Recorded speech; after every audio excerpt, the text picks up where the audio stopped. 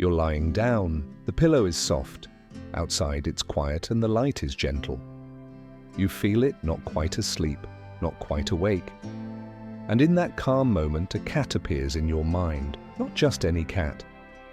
This one is white, with folded ears and slow blinking eyes. It stretches lazily as if teaching you how to breathe. You don't know where it came from, but it feels like it has always been there, watching, waiting, resting. It curls up beside you, purring without a sound. You don't hear it, but you feel it like the air is vibrating gently. Its warmth isn't just physical, it's emotional, ancestral, ancient. This cat, you think, has taught entire civilizations how to nap. You picture Egypt, golden sun, sandstone walls, quiet temples, and there curled in the shade a cat sleeps like a god. Maybe you're not imagining it. Maybe this cat has always been part of us, guiding our rest, calming our breath, and tonight it returned just for you. The cat's tail flicks slowly, as if brushing away the day's worries. It breathes deeply, a quiet rhythm, and you notice your body copying it, slower, softer, steadier. You blink slowly, just like it did. You shift your body just a little to match its curled shape. The world outside fades behind a curtain of calm. For a moment, there's nothing but the cat and the soundless hush between your thoughts. No emails, no schedules, no noise. Just fur and breath and stillness. You begin to wonder, do cats know something we don't? Is their nap a kind of wisdom, a small rebellion against the noise of the world? Perhaps naps aren't lazy. Perhaps naps are sacred. A place where thoughts don't need to form. Where muscles forget to hold tension. Where hearts slow down and simply beat. This cat doesn't judge. It doesn't chase productivity. It doesn't care about time. It just rests. Fully, entirely, beautifully. Its eyes are half closed, then closed. You don't even notice when yours follow. You're breathing together now, two quiet creatures beneath a soft afternoon light. The cat shifts again, and you catch a glimpse of something, a memory not yours. A sun-drenched courtyard, a terracotta floor warm against fur, a girl laughing softly, whispering, "Shh," so she doesn't wake the cat. Your mind lets go of that image like a leaf floating downstream. Now you're in a field, or a room, or a dream. The cat is always there, and it's always napping. You feel smaller now, not in a bad way, in a cozy way, like you've returned to something safe and slow, a forgotten rhythm you knew as a child. And maybe that's the lesson, not to rush, not to push, but to lie down sometimes, even when there's work left to do, because somewhere in you there's a cat, and it remembers what you've forgotten, how to be still. So tonight, or this afternoon, or whenever you need it, listen to the cat. Follow its lead, let your body slow, let your mind float. And if you fall asleep, that's okay, that's the point. You open your eyes just a little. The light is golden now, not harsh like noon, but soft as if the sun itself was stretching. Somewhere nearby, the cat is still there. Still folded ears, still white, still ancient. You follow it, not with your feet, but with something quieter, a feeling, a curiosity. You let it guide you through a corridor that wasn't there before, a passage between time and dream. The walls are warm sandstone. The air smells like dust and cinnamon. You hear the softest footsteps, not yours. Pause. The cat walks ahead of you, tail upright, confident, like it owns the place. Maybe it does, maybe it always has. You're in Egypt. You know this not because someone says it, but because the walls whisper it. Carvings of cats with long eyes, curled tails, sitting beside pharaohs. One blinks, you blink back. The cat curls up on a platform of stone. Light from an opening above lands perfectly on its fur. It looks like it's been waiting for this nap for thousands of years. You sit beside it, not too close, just enough to feel the silence between you. There's something sacred in the way it rests. Not lazy, not tired, more like permission. As if it's saying, you're allowed to stop, you're allowed to rest. You take a breath. You feel the warmth of the stone under your hands, the sunlight on your face. The air is still. Your body finally listens. You ask yourself a question: how long has rest been holy? The cat purrs, or maybe it's the wind. You lie back. You stare at the ceiling stars painted in gold, and one of them twinkles just for you. And as your eyes begin to close again, you wonder if the ancient ones built temples for cats. Did they know the divine could be soft, could nap, could curl into a ball, and just... But you don't have the answer, but the cat does, and it's already asleep.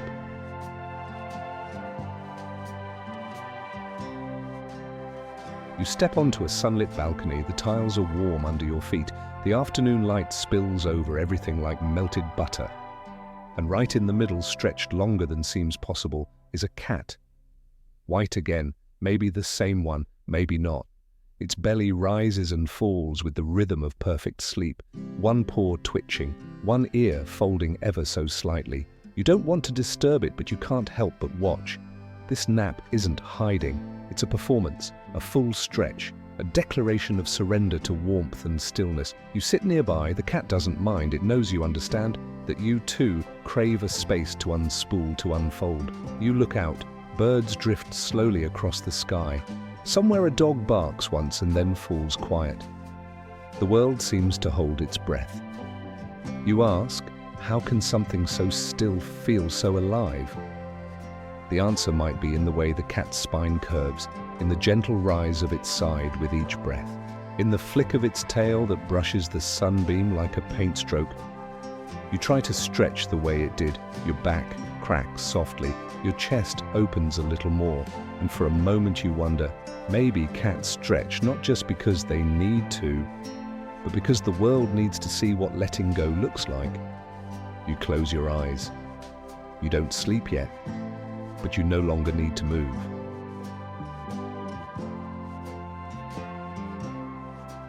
"10 minutes. That's all it takes." The cat appears again, this time perched atop a windowsill. Its eyes are half closed, its breathing shallow but calm. A single sunbeam lands across its back like a golden sash. You wonder how something so short, so simple, can reset an entire being. The nap isn't deep, it's not full sleep, but it's enough. You sit nearby again, you mimic it. Eyes half-lidded, jaw, soft breath slow.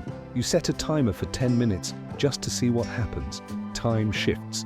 Thoughts begin to untangle. Your spine softens. Your tongue rests at the roof of your mouth. You notice how stillness doesn't have to mean silence. Outside, a distant motorcycle hums. A child laughs. The cat stirs but doesn't wake. In that 10-minute window, something changes. You don't fall into a dream. You don't drift into darkness. Instead, you hover. A quiet float between moments. A place where nothing must happen, and that is enough. You wonder, did evolution make cats perfect at rest, or did cats make rest into an art form? The answer, maybe, is in that tiny nap, that tiny choice to pause.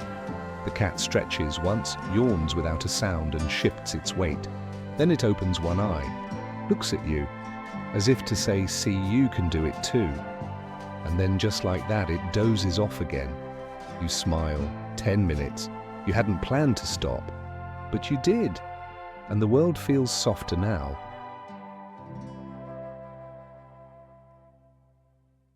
The cat is curled into a perfect circle, its nose tucked beneath a paw.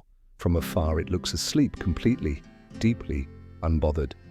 But then one ear twitches. You shift your weight ever so slightly. The cat does not move, but somehow you feel it noticed. Not with its eyes, but with something deeper. You lean in, just a little. And just like that, the cat opens one eye, barely, just a sliver. Enough. It sees you.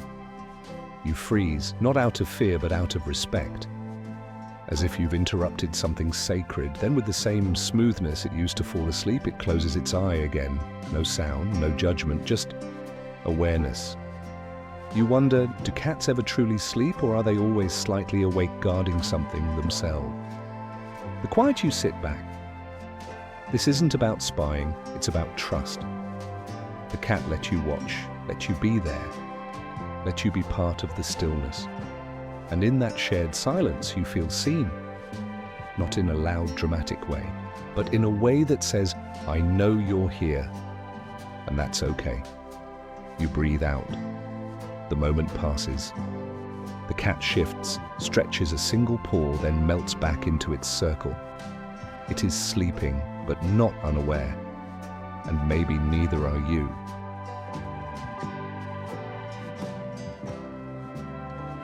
Three cats, three lands, three dreams.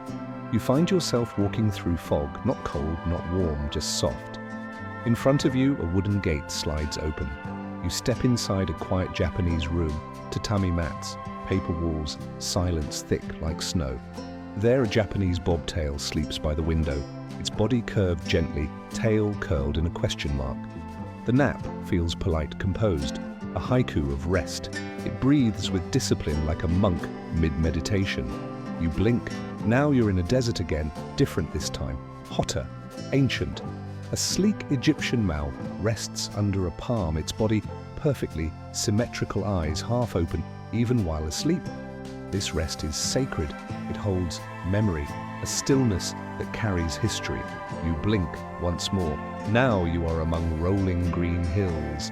The sky is grey but gentle. A Scottish fold curls by a hearthstone, flatter ears, fluffier body. It sleeps like it belongs nowhere and everywhere at once. This is comfort. This is surrender. You wonder, can a breed carry memory? Can the shape of ears decide how you rest? You sit between them. Three cats, three naps, three rhythms, each one resting, each one teaching. The Japanese bobtail says, be still with grace. The Egyptian Mao whispers, hold stillness like treasure. The Scottish fold hums, let go, sink in, forget. You lie down in the fog. And in that moment, you're not in Japan, or Egypt, or Scotland. You're just here, resting like a cat whose body knows no borders. You are somewhere high. The air is thin, cool. Stone surrounds you, jagged, ancient. You sit on a rock and feel the wind speak in whistles. Silence here is not empty. It's deep. And then you see it. A pika, tiny, round, almost like a loaf of bread left in a crack between stones. Its ears barely twitch. Its nose barely moves. It's not sleeping the way cats do, luxurious and warm. It's sleeping the way mountain creatures do, cautiously. Completely. You get closer, not in body but in presence. You tune yourself to the rhythm of that nap. A nap that could be interrupted by an eagle's shadow, a rustle, a temperature drop. Yet still it sleeps. You admire the courage in that. To rest in a place so sharp, so unforgiving. To trust the moment enough to let your eyelids fall. The pika shifts slightly. Its breath is quick, but not anxious. Its stillness teaches you something different. That rest isn't always soft. That sometimes stillness is a form of survival. You wonder, is that why some people find it hard to sleep, because the world feels jagged? You run your hand over the stone beside you, cold, rough, but you lie down anyway. Because if a creature no bigger than your fist can find stillness here, maybe you can too.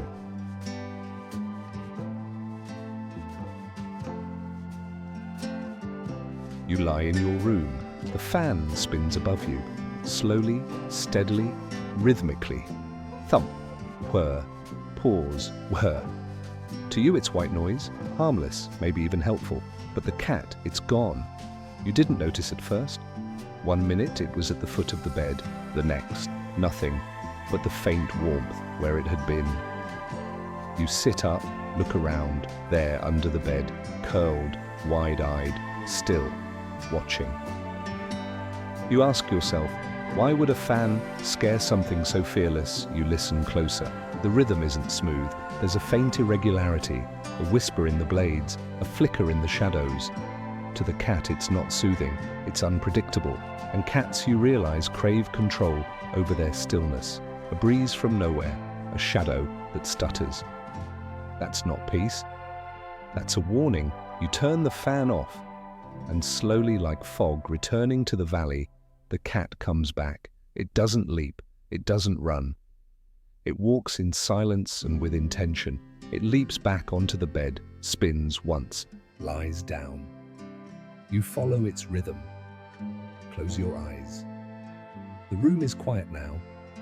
Too quiet, no. Just right. And you ask, how many sounds have I learned to ignore? That my body still hears. Maybe the cat isn't afraid of noise. Maybe it just remembers what peace sounds like. There's a box on the floor. It used to hold a toaster or shoes or books. You don't remember. You only know it's been empty for weeks, but the cat found it. And now it sleeps inside, curled into that cardboard corner like it was always meant to be there. You kneel beside it.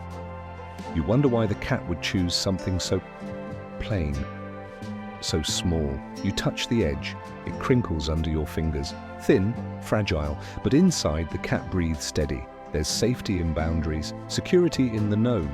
Out there, wide floors, loud steps, spinning fans. In here, 4 soft walls, a ceiling just high enough, a bottom just flat enough. You remember something. Yourself, as a child, under a table, inside a blanket fort, hiding but not really, just finding a place where the world was the size you needed. You lie on the floor, next to the box. You can't fit inside, but maybe your breath can match the rhythm of the one who does. In, out, soft, small. You ask, what is it about small spaces that make big worries shrink? You smile.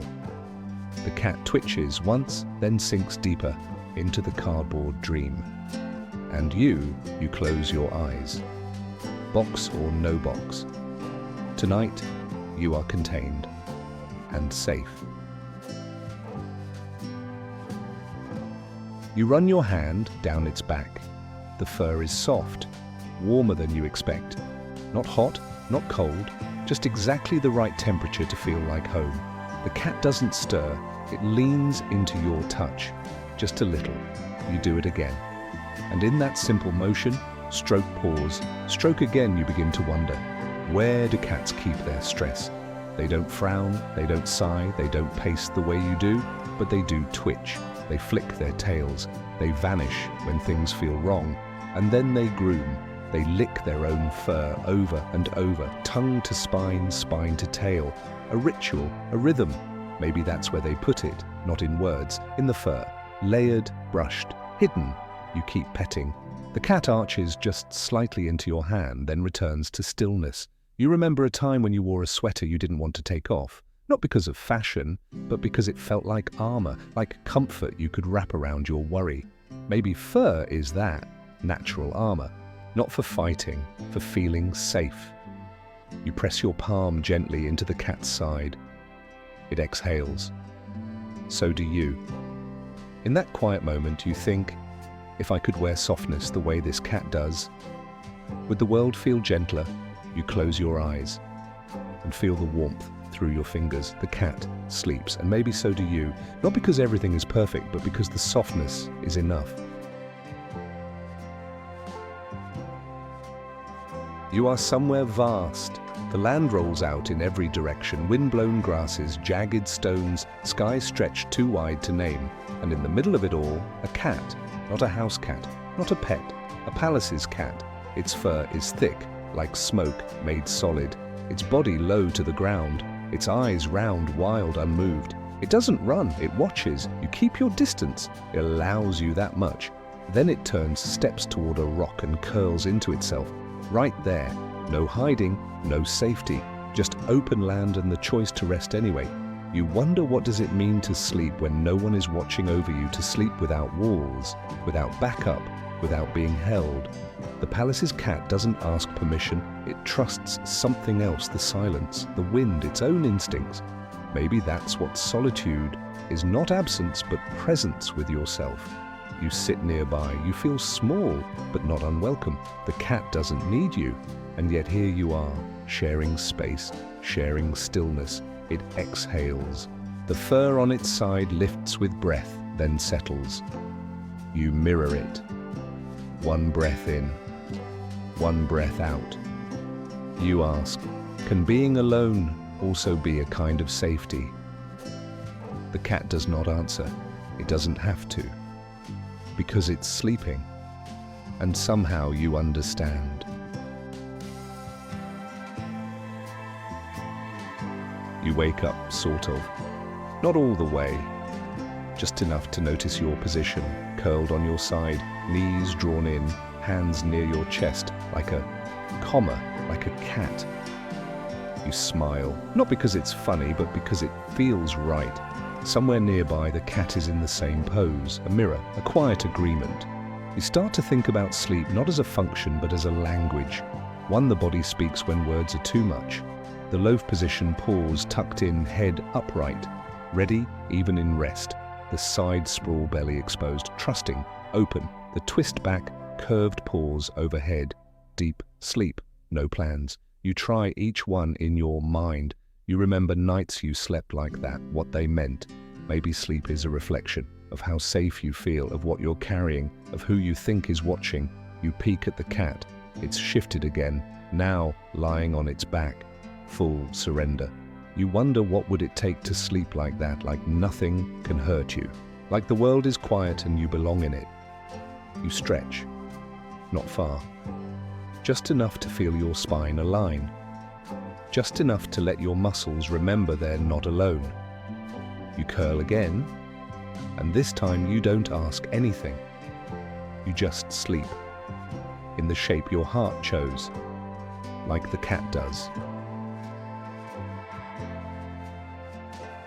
You're in the kitchen.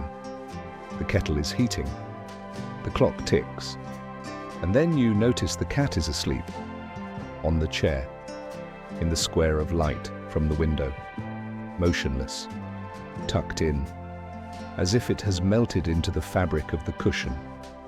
You pause, you hadn't planned to, but something about the way it sleeps. It slows you. The kettle boils. You don't rush to pour. The clock ticks. Softer now, the traffic outside fades. The sound still exists, but it doesn't reach you the same way. You lean against the counter, and you watch. The cat's breath is so light you count time by it. Inhale, pause, exhale, again. And somehow the day becomes gentler. You wonder, is it possible that stillness is contagious, that one sleeping cat can shift the tempo of an entire room? You remember days when everything was noise, pings, buzzes, feet on tile, words without rest. But now, just one animal, quiet, soft, undemanding, and the world bends around it. You sip your tea, slower than usual. You stand still longer than usual, the cat doesn't wake.